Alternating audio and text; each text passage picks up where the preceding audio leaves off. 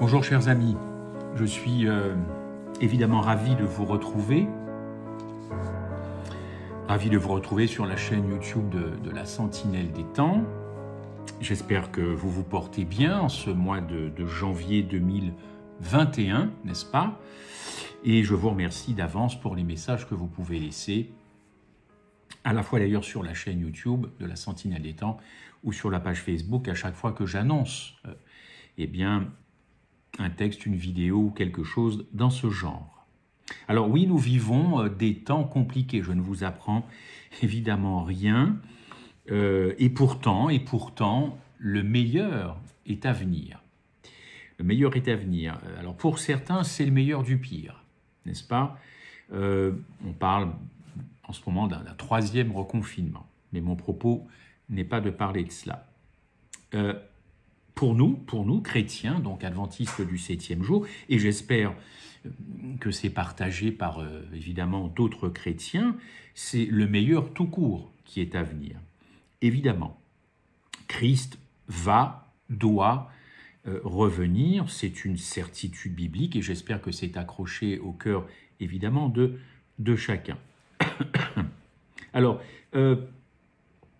mais, parce qu'il y a toujours évidemment un mais, la Bible parle d'un mariage, vous n'êtes pas évidemment sans le savoir, un mariage entre Dieu et son peuple, et de tout temps, son peuple, qu'il s'est acquis chèrement, lui a été infidèle, et c'est un peuple qui n'a pas été, on peut le dire, à la hauteur des espérances, des attentes légitimes de Dieu, Du temps d'Ellen White, les choses étaient déjà compliquées. Pour ceux qui connaissent un petit peu l'histoire de la dénomination adventiste du 7e jour, il y a eu du mouvement, il y a eu du chahut, n'est-ce pas? Alors vous me direz, c'est normal, quand on commence comme ça une aventure avec du monde pour installer une dénomination, une confession religieuse, c'est normal, ça bouillonne, il y a de l'agitation. C'est peut-être fort possible, mais nous allons voir qu'est-ce que ça peut donner tout cela. Et c'était déjà effectivement encore très compliqué, comme je vous le disais. La question qui se pose, une des questions, c'est est-ce que les choses ont changé? Alors j'ai déjà certains qui m'ont répondu en laissant des messages, comme je vous le disais, non, malheureusement. C'est le malheureusement qui m'intéresse.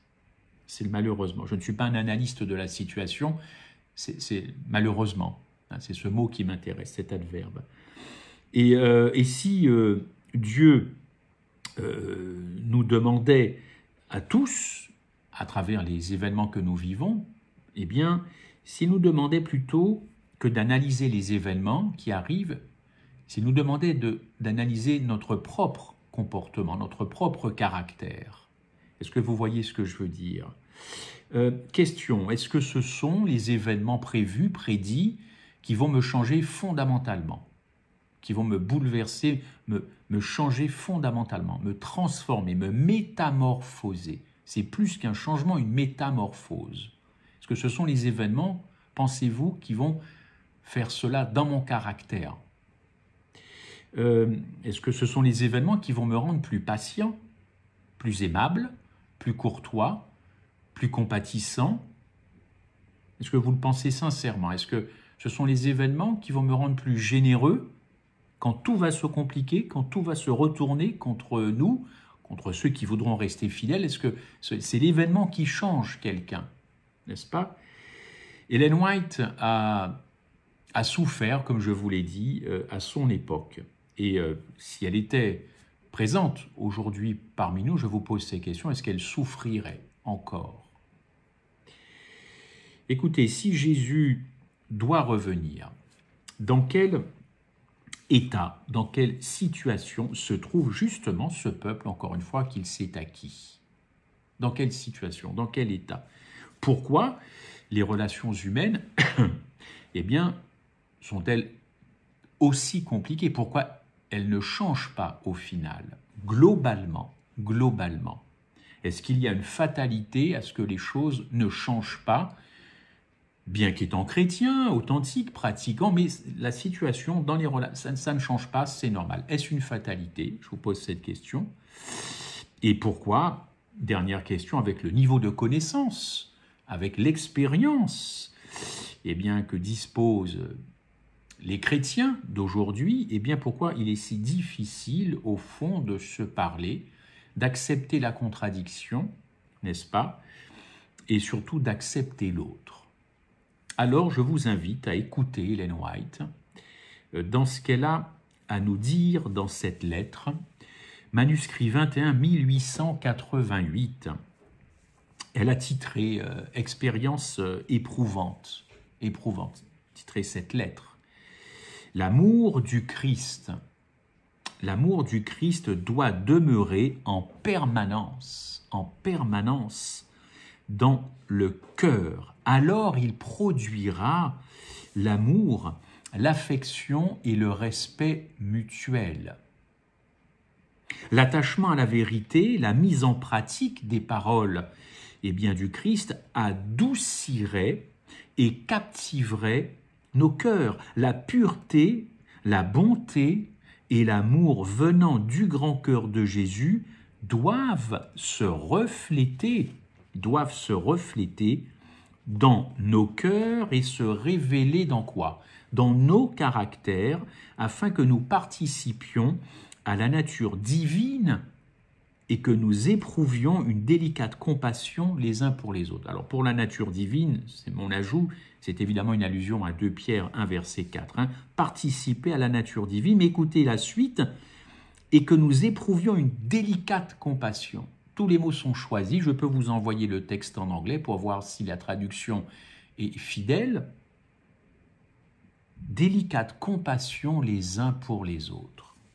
Pendant des années, par la plume et de vive voix, j'ai rendu le même témoignage, fait d'appel et de supplication. Mais oh, combien j'ai été déçu dans mon cœur de voir combien peu le message du Christ contenu dans la Bible a été pris en compte et combien peu le message que Dieu m'a transmis a influencé la conduite de mes frères. Nous sommes en 1888, Ellen White est décédée en 1915, il lui reste à peine une décennie.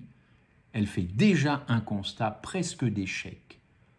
Échec, c'est mon mot à moi. Enfin, on sent quand même qu'elle est bouleversée. Écoutez ce qu'elle dit. Quand je ne parvenais pas à dormir la nuit, je priais en suppliant le Seigneur, et voilà la demande qu'elle a faite à Dieu, d'ôter le fardeau qui a tant oppressé mon cœur. Ôter le fardeau qui a tant oppressé mon cœur. Nous avons traduit le terme original, c'est great pain, qui porte évidemment l'idée d'une souffrance, en tout cas morale, une anxiété, oppresser mon cœur. Alors, je voyais nettement dans mon esprit que les prétendus disciples du Christ, aujourd'hui, répétaient les mêmes comportements auxquels le divin Rédempteur a été confronté dans ce monde, homme de douleur et familier de la souffrance. Il a été blessé pour nos transgressions, il a été meurtri pour nos iniquités, le châtiment de notre paix a été sur lui, et par ses meurtrissures, nous sommes guéris. Ésaïe 53, verset 5. Elle poursuit. Le Christ a séjourné 33 ans dans ce monde. Comment a-t-il été traité? Le monde l'a désavoué, méprisé, condamné devant les tribunaux. Des agents de la puissance des ténèbres ont reproduit l'esprit de celle-ci en mettant le Christ à mort. Voilà ce que l'humanité pouvait faire de pire. C'est l'absence de réponse à l'amour qui a brisé le cœur du Fils de Dieu. C'est l'absence de réponse à l'amour qui a brisé le cœur du Fils de Dieu. Même ses propres disciples poursuit-elle. Les 12 n'ont pas résisté aux tentations de Satan. Judas l'a livré aux mains de ses ennemis. Et à l'heure de son humiliation, dans le tribunal, Pierre, vous le savez, l'a renié. Jésus lui-même a été déçu par ses disciples. Vais-je perdre courage, dit Ellen White. Vais-je perdre courage alors que j'ai l'expérience et l'exemple du Christ devant les yeux? Certains de ceux qui déclarent croire à la vérité présente, destinée à cette époque, déçoivent tout autant le Sauveur, aujourd'hui par leur attitude et par leur aveuglement spirituel, que lorsqu'ils étaient dans le monde sous forme humaine. Ça, c'est quand même une phrase qui devrait nous faire réfléchir, vous et moi. Et je pense qu'elle nous fait réfléchir. Je répète, certains de ceux qui déclarent croire à la vérité présente, destinée à cette époque, déçoivent tout autant le Sauveur aujourd'hui par leur attitude et leur aveuglement spirituel que lorsqu'ils étaient dans le monde sous forme humaine. Vais-je défaillir sous le poids de cette information qui s'est imprimée dans mon esprit avec tant de force?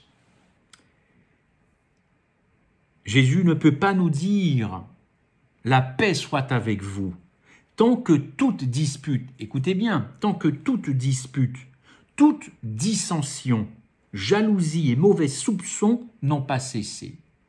Je le répète, et nous sommes en 2021, les choses ont-elles changé? Jésus ne peut pas nous dire « la paix soit avec vous, repose sur toi » tant que la dispute, la dissension, la jalousie et les mauvais soupçons n'ont pas cessé. Moi, je vous pose simplement une question. Et en toute humilité, elle aurait pu nous poser cette question, Ellen White. Alors, on fait semblant aujourd'hui? Ben oui, on va faire semblant parce que le plus important, c'est que Jésus revient. Ben oui, ben évidemment, Jésus revient. Donc, on fait semblant. On ne parle pas de... On fait semblant. On fait bloc et on fait semblant. Jésus ne peut pas nous dire « la paix soit avec vous » tant que la dispute, la dissension, la jalousie et les mauvais soupçons n'ont pas cessé. J'ai été très accablé, dit Ellen White. Je ne savais pas quoi faire. Je ne savais pas quoi faire. Parfois, mon âme était prise de remords parce que je ne pouvais pas faire davantage pour stimuler mes frères et sœurs afin qu'ils voient et sentent l'importance de la perte, il s'agit bien d'une perte, qu'ils subissaient en n'ouvrant pas leur cœur à la réception des radieux rayons du soleil de justice. Alors qu'aujourd'hui on s'intéresse à 10 millions de choses, ça cause sur les réseaux, ça cause. Ellen White nous dit tout simplement ce vendredi 22 janvier, je ne pouvais pas faire davantage auprès de mes frères et sœurs pour les stimuler parce qu'ils ne voyaient pas l'importance de la perte qu'ils subissaient en n'ouvrant pas leur cœur à la réception des radieux rayons de soleil de justice. Ils ne sont pas parvenus à permettre à la lumière de briller sur d'autres. Parce qu'en ce moment, c'est ce que je pense qui est le plus important. Vous l'avez compris, hein? Tout le monde réagit comme ça. Et pourtant, l'autre, il est là, il attend. Ben, il attend qu'on lui parle de son sauveur. Évidemment, pas en lui faisant peur. Hein.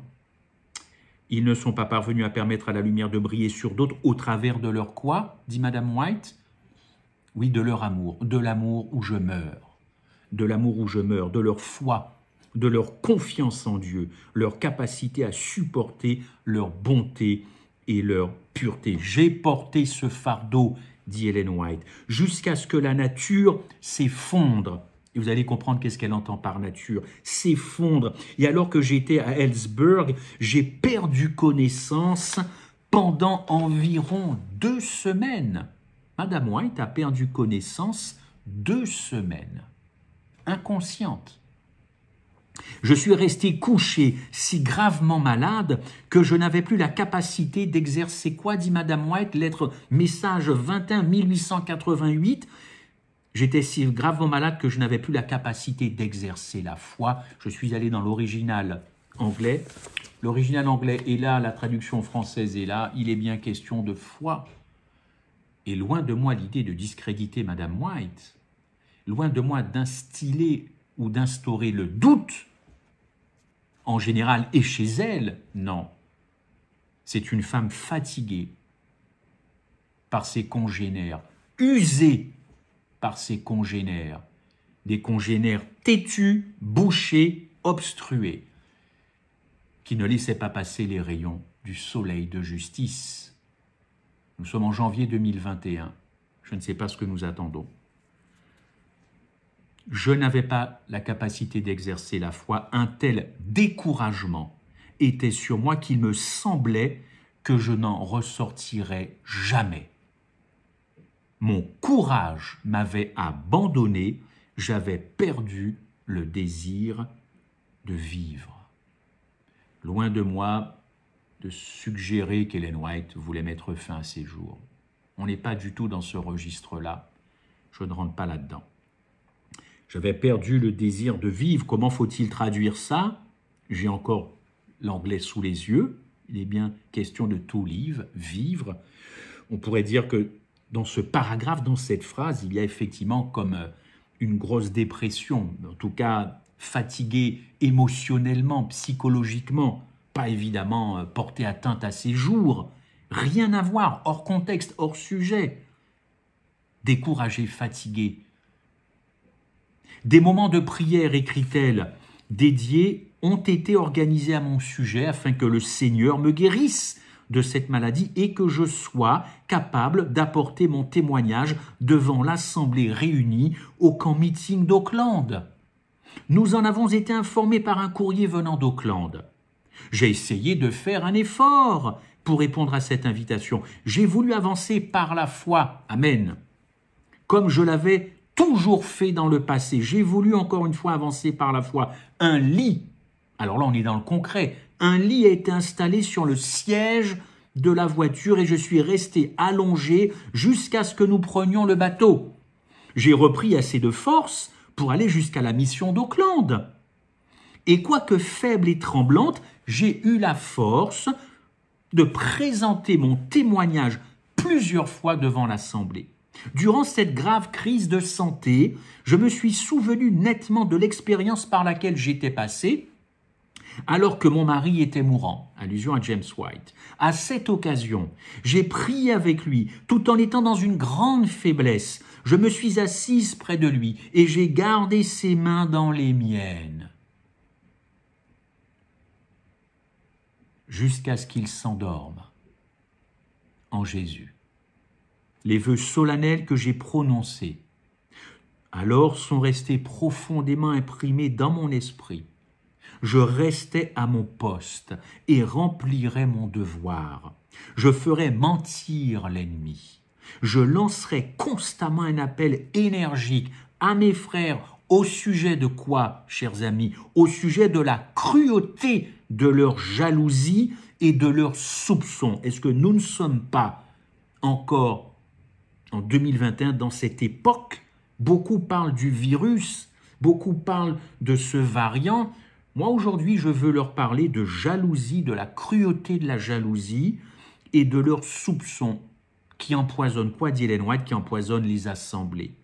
Je plaiderai auprès d'eux pour qu'ils s'aiment les uns les autres, qu'ils restent sensibles de cœur grâce en se rappelant l'amour que Jésus a manifesté envers eux par ce qu'il a fait pour eux. Or, il demande « Aimez-vous les uns les autres comme je vous ai aimé » Jean 5, évidemment, verset 12. Il m'est absolument impossible de décrire, ni par la parole, ni par l'écrit, le travail qui m'attendait et que j'ai discerné à ce moment pendant que j'étais auprès de mon mari mourant, alors que j'étais assise sur son lit. Sa main défaillante dans la mienne. James White allait mourir. Je n'ai pas perdu de vue l'ampleur de la mission. Elle poursuit, j'ai essayé de remplir mon engagement. Je savais quel péril menaçait l'église de Battle Creek. Je savais que toutes nos fédérations entretenaient un esprit dur et impitoyable. Certains de ceux qui étaient présents lorsque je suis monté en chair, après les funérailles de mon mari, sont ici. Ils savent que les paroles que j'ai prononcées à cette occasion, alors que j'étais profondément affecté par le décès de mon mari, ont été prononcées sous l'influence de l'Esprit du Seigneur. Je savais que Satan avait pris l'avantage sur beaucoup de personnes, vous entendez bien, hein? Je savais que Satan avait pris l'avantage sur beaucoup de personnes qui ne soupçonnaient pas ses machinations. Je savais, écrit-elle, que l'ennemi emploierait ses forces à affaiblir l'Église. Assurément, Satan agissait dans les enfants de la désobéissance. Elle fait allusion évidemment à Éphésiens 2.2. Éphésiens 2, verset 2. Satan agissait dans les enfants de la désobéissance pour détourner l'attention de l'Église, c'est-à-dire le corps constitué, l'Ecclésia, et y introduire la division. Elle poursuit. J'espère que vous êtes sensible. Dans ma faiblesse, j'ai prié j'ai prié que Satan ne trouve aucune place et ne triomphe pas du peuple qui a reçu une si grande lumière, le peuple qui a reçu une si grande lumière, de si belles possibilités et de tels avantages. Je supplie notre peuple à Battle Creek de chérir l'affection, la bienveillance et l'estime de soi. Pas du tout. C'est pas ce qui est écrit. Je supplie notre peuple à Battle Creek de chérir l'affection, la bienveillance et l'estime pour autrui. Pour autrui. De fermer la porte à l'ennemi et de cultiver l'amour que Jésus a manifesté envers les enfants de l'humanité. De l'humanité égarée, l'humanité, sauveur du monde, et pas que des chrétiens. Il a donné sa propre vie afin qu'il ne périsse pas et qu'il ait la vie éternelle. Il a confié ce testament à ses disciples. Je vous donne un commandement nouveau. Aimez-vous les uns les autres comme je vous ai aimé. Vous aussi, aimez-vous les uns les autres. À ceux-ci, tous connaîtront que vous êtes mes disciples. Pas d'amour, pas de discipulat. Si vous avez de l'amour les uns pour les autres. Jean 13, verset 34. Madame White poursuit, si cet amour a tant de puissance, et c'est une question qu'elle pose, pourquoi ne pas l'exprimer en paroles et en actes, les uns envers les autres? Ça revient souvent, les uns envers les autres. Pourquoi sommes-nous si froids, si durs de cœur, si critiques? Si nous sommes enfants de Dieu, pourquoi l'amour de Jésus ne se révèle-t-il pas dans nos vies et ne s'exprime-t-il pas dans notre façon de traiter les autres? S'il y avait un programme universel à présenter à l'Église, aux églises, mais ce serait celui-là, et non pas tous ces programmes qui reviennent. On appelle ça un marronnier, ça revient tout le temps, ça revient, la situation ne change pas, mais ce sont des programmes qui reviennent tous les ans, mais la situation ne change pas, mais ce sont des programmes qui reviennent tous les ans. Madame White nous propose un programme tiré de la Bible, évidemment, faire un programme, effectivement, sur la façon de traiter les autres, et si cet amour, l'amour de Jésus nous touchait vraiment, pourquoi nous en sommes là? Je répète, pourquoi sommes-nous si froids, si durs de cœur, si critiques? Si nous sommes enfants de Dieu, pourquoi l'amour de Jésus ne se révèle-t-il pas dans nos vies et ne s'exprime-t-il pas dans notre façon de traiter les autres? Si l'un d'entre vous décède, on dressera à sa mémoire un portrait, plaisant, rappelant ses paroles aimables, ses actes de bonté, son esprit fraternel et sa tolérance bienveillante. Les paroles que je vous ai adressées à Battle Creek en 1881 étaient un appel et un avertissement. Les preuves et l'expérience qui ont suivi ont montré que vous n'avez pas prêté attention au témoignage qui vous a été communiqué. Cette rencontre a été la plus triste de ma vie, 1888, La rencontre la plus triste de toutes les rencontres d'Ellen White. Pourtant, je sens que la paix du Christ me soutient. Je vois ce qui remplit mon cœur de pressentiments très désagréables. Pourtant, pendant que j'étais en Europe, des chapitres de l'expérience future de notre peuple m'ont été présentés qui sont en train de se réaliser dans cette rencontre de 88. La raison m'en a été donnée, un manque de dévotion pour la Bible et un manque d'esprit de pensée du Christ. L'ennemi, dit-elle, écrit-elle, a mis sa marque sur notre travail pour des années. Terrible, n'est-ce pas? Terrible constat. L'ennemi a mis sa marque sur notre travail pour des années. En effet, ce n'est certainement pas là la marque divine. Les choses ont-elles changé? Les choses ont-elles changé?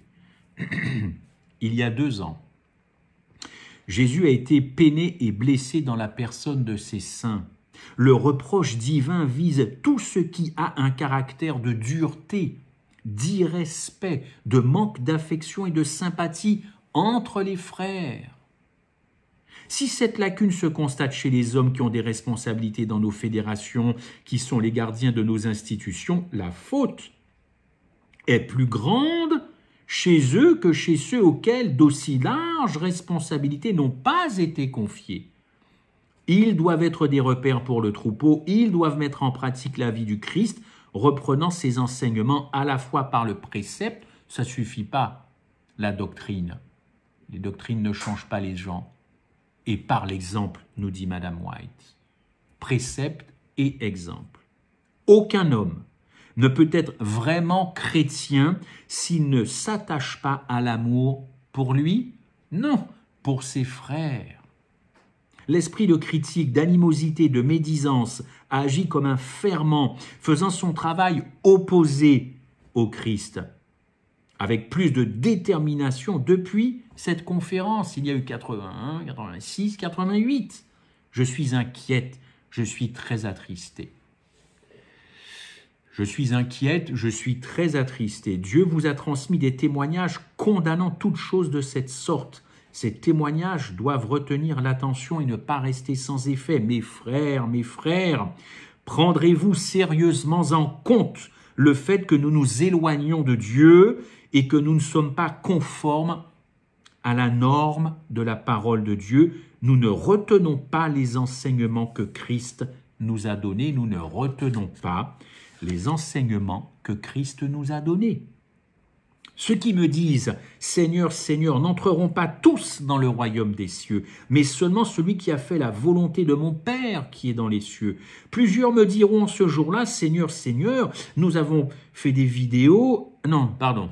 « Nous avons prophétisé par ton nom. » Je suis dedans, hein. « N'avons-nous pas chassé des démons par ton nom? Et n'avons-nous pas fait beaucoup de miracles par ton nom? Alors je leur dirai ouvertement, je ne vous ai jamais connu, retirez-vous de moi, vous qui commettez l'iniquité. » Nous sommes à peu près d'accord, ça fait à peu près l'unanimité dans le monde adventiste, peut-être chrétien, pour se dire que ça c'est un des versets les plus durs à encaisser. Mais quelle vérité, n'est-ce pas? Quelle vérité, je ne vous ai pas connu. 30 ans, 40 ans, 50 ans de christianisme, je ne t'ai pas connu. Il faut que ça change. Il faut que ça change. C'est pourquoi quiconque entend ces paroles que je dis et les met en pratique sera semblable à un homme prudent qui a bâti sa maison sur le roc. Nous sommes en Matthieu 7, vous l'avez deviné. La pluie est tombée, les torrents sont venus, les vents ont soufflé, se sont jetés contre cette maison. Elle n'est pas tombée parce qu'elle est fondée sur le roc. Matthieu 7, versets 21 à 25. Frères, pourquoi ne vous appliquez-vous pas davantage à non seulement entendre, mais aussi à pratiquer les paroles du Christ? Matthieu 4, l'homme ne vivra pas de pain seulement, mais de toute parole qui sort de la bouche de Dieu. C'est parce qu'il y a autant d'inattention vis-à-vis des leçons que le Christ nous a laissé, et autant de négligence dans la pratique de ces enseignements que la santé spirituelle et la vitalité, écrit-elle, vitalité spirituelle, font défaut dans notre milieu. L'Esprit du Seigneur est blessé par notre mépris des paroles célestes. Je répète, l'Esprit du Seigneur est blessé par notre mépris des paroles du céleste professeur. Aussi, nous n'avons ni paix, ni joie, ni discernement spirituel. Est-ce que ce n'est pas ce que nous constatons et que cette crise sanitaire étale devant nos yeux? Ni paix, ni joie, ni discernement spirituel. Alors, au lieu de phagocyter, au lieu de psychoter sur ça vient d'où, qui a fait ça, qu'est-ce qui est derrière, Ellen White nous dit, mais vous n'êtes ni en paix, ni en joie, et il n'y a pas de discernement spirituel. S'il se trouvait moins de disputes et plus de prières pour obtenir la pensée qui était en Christ Jésus et la grâce divine qui permet de gagner des âmes, ces rencontres seraient baignées, ces assemblées, ces rencontres seraient baignées d'une atmosphère complètement différente. Complètement différente. Complètement différente. Les choses ont-elles changé aujourd'hui? Petite réunion comme grande réunion?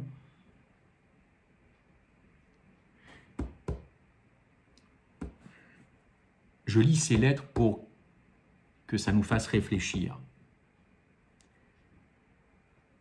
Il n'y a pas d'autre objectif.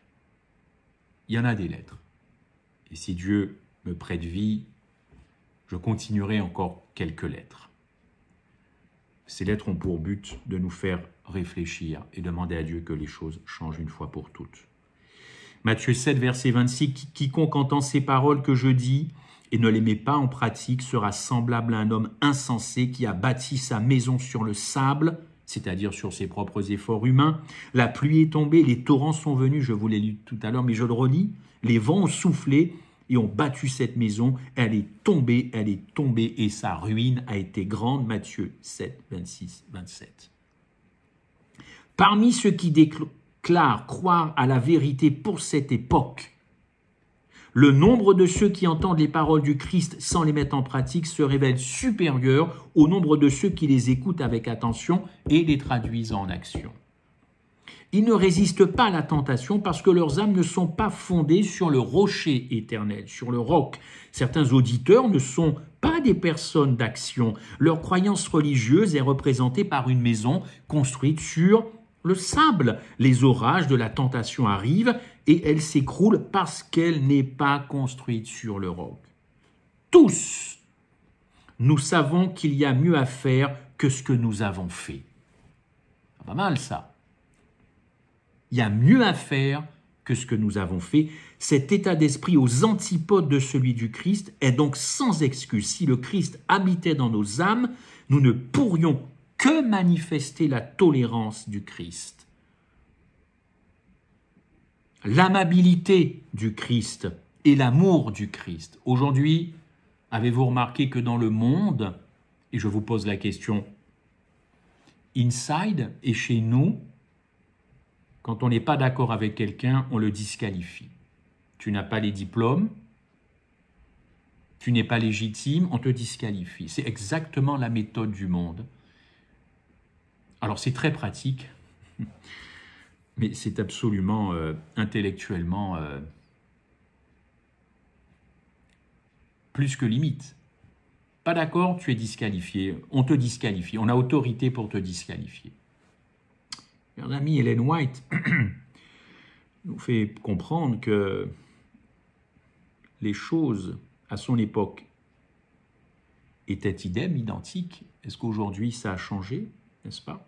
Je répète, si le Christ habitait dans nos âmes, nous ne pourrions que manifester la tolérance, l'amabilité et l'amour du Christ. Toute cette dureté, cette malveillance et cette grossièreté à l'égard des frères en Christ, elle fait aussi allusion à ces grossièretés vis-à-vis d'A.T. Jones et de Wagoner. Eh bien, tout ça, c'était enregistré dans les livres célestes. Tout est enregistré. Comme si elle visait Jésus-Christ personnellement. Why? Ça fait mal. En effet, il identifie ses intérêts, Christ identifie ses intérêts avec ceux de ses frères. Je vous le dis en vérité, toutes les fois que vous avez fait ces choses à l'un de ces plus petits de mes frères, c'est à moi que vous les avez faites. Matthieu 25, 40, nous serions bien inspirés de graver ce verset, entre autres, dans nos cerveaux, dans nos âmes, dans notre cœur. Et Madame White de conclure cette lettre.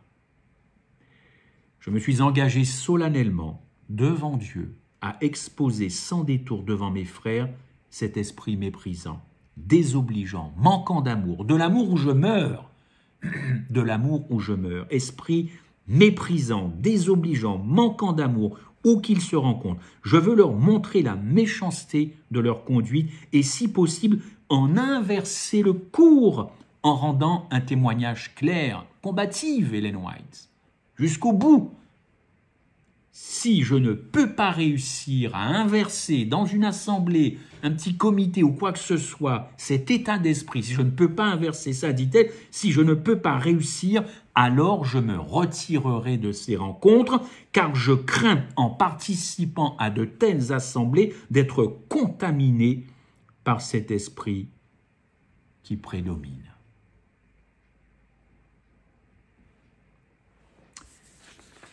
C'est la fin de cette lettre, écrite en 1888, manuscrit 21, expérience éprouvante, éprouvante.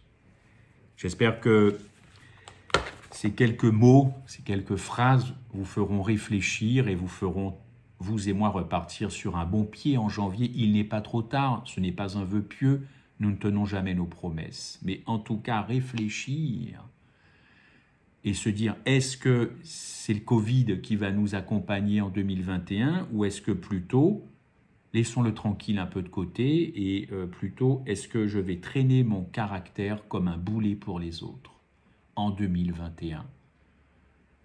Je vous laisse sur cette question. Que Dieu vous garde. À très bientôt.